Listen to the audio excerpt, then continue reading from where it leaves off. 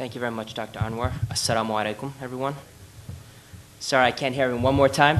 Assalamu alaikum. Thank you. Okay, I just want to make sure that everyone's still awake. I know it's getting late in the day, so I'm just going to try and go through this as quickly as possible. So thank you very much, Dr. Anwar. Good afternoon, and thank you all for coming here today. And thanks to the Pakistani American organizations that have put on this conference, and for everyone here that is attending today. Having this discussion is critical not only to the well-being of our communities, but also to the safety of our nation. There's a lot that I could talk about today, but in the interest of time, I'm going to skip it. Instead, I'm going to offer just a skeleton of my views on this important subject, and then hope to flesh it out more during the Q&A. Now, I think it's important to start off my remarks by offering a couple of definitions here, namely violent extremism and radicalization, which will help to set the tone of my discussion. While the two concepts are interrelated, they are not the same. Radicalization is a process where individuals or groups come to intellectually approve of the use of violence against civilians for political aims.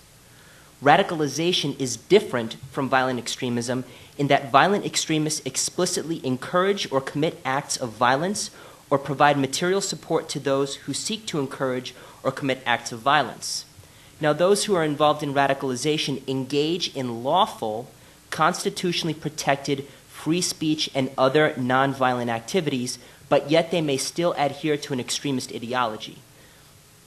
This difference is extremely crucial for the purposes of our discussion here, particularly since there are members of the civil liberties community, as well as members of law enforcement, as well as just people from the community in general. So we need to have this clarity first and foremost.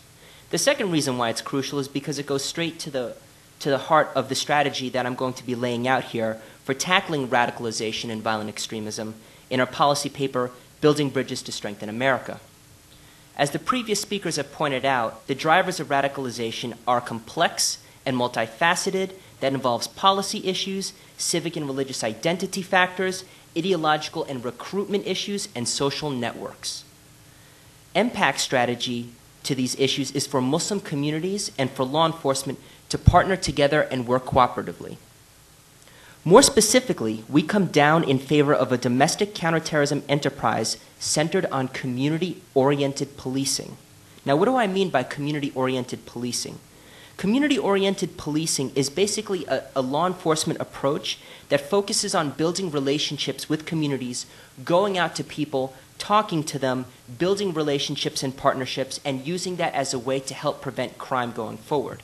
Whereas in the past, many times, the relationship between law enforcement and communities was to be very segregated, and the two sides wouldn't necessarily communicate. And when they didn't communicate, both sides would misunderstand each other, and for the law enforcement side, they might not necessarily have the best understanding of the issues that are facing communities. So this is why we need to have greater communication.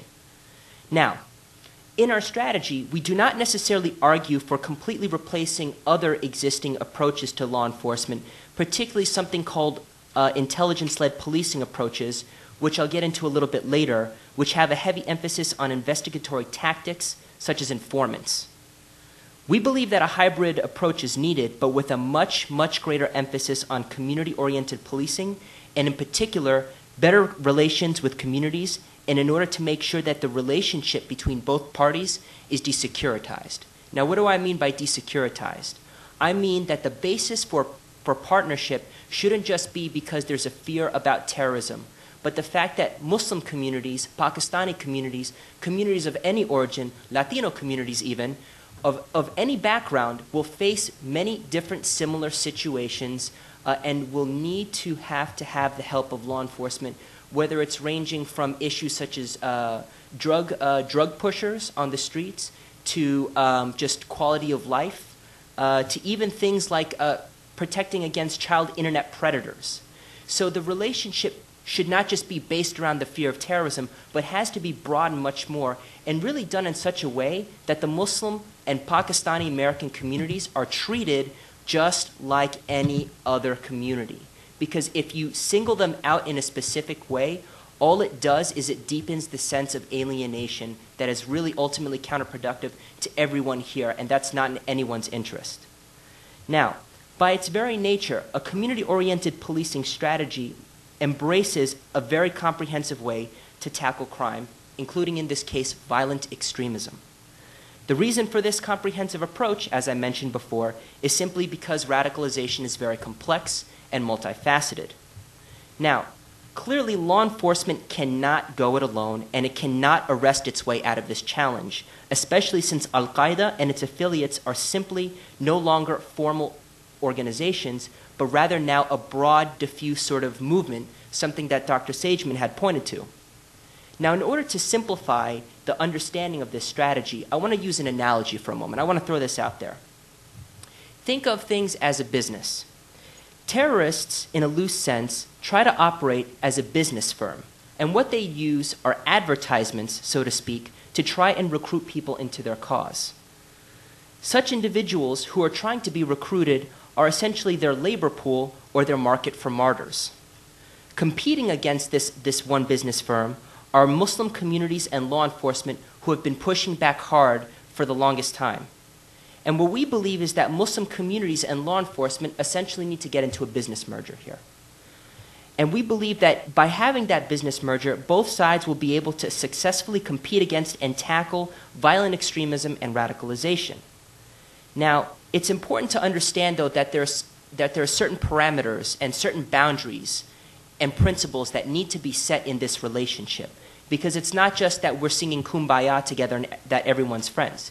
There's a specific objective here that we're trying to achieve. This community-oriented policing enterprise between communities and law enforcement requires both A, a division of labor, and B, cooperation between law enforcement and Muslim communities. And essentially the division of labor is as follows. Law enforcement focuses on criminal behavior, while Muslim American communities deal with the ideological and social components that lead to radicalization and potentially violent extremism. Now again, police deal with the criminal behavior, and Muslims deal with the toxic ideology, which again come from a wide range of social, political, religious, identity building, and empowerment programs that need to take place. This partnership, though, is not only about a division of labor, but it also has to be based on trust, mutual respect and understanding, and especially that trust and mutual respect and understanding must be rooted in communities' civil rights and civil liberties. Because treating communities as partners, or as suspects as opposed to partners, is only going to undermine this relationship and does no one any sort of good. And ultimately, it ends up being a counterproductive policy. Now, some people may have some reservations with our approach on the law enforcement side. So I'm going to look at the two main arguments that have taken place in terms of the policy analysis here. The first is that some are saying that we are ignoring a successful model that's being implemented in the United Kingdom right now, which is known as the PREVENT strategy. And essentially what the PREVENT strategy does is it allows the government to get directly involved in the contest of ideas, directly involved in ideological issues. Now, the first problem with this is that it poses enormous constitutional concerns in which the government may end up running the risk of becoming the thought police, which is ultimately deeply counterproductive. And I know for sure that the government officials here present are people who deeply respect our First Amendment rights and would never think of doing something, because our legal system here in America is quite different from what we have in the UK. So that's one of the first distinctions to understand, is that not only is the social situation and context different between the United States and the UK, but so are our legal systems. The second is that it's much more, there's a very deeply practical aspect to this. In March 2010, the UK House of Commons actually issued a report on the PREVENT strategy itself. And what it found was that the way that the PREVENT strategy is implemented right now is counterproductive. And I want to take a quote directly from its front page executive summary here.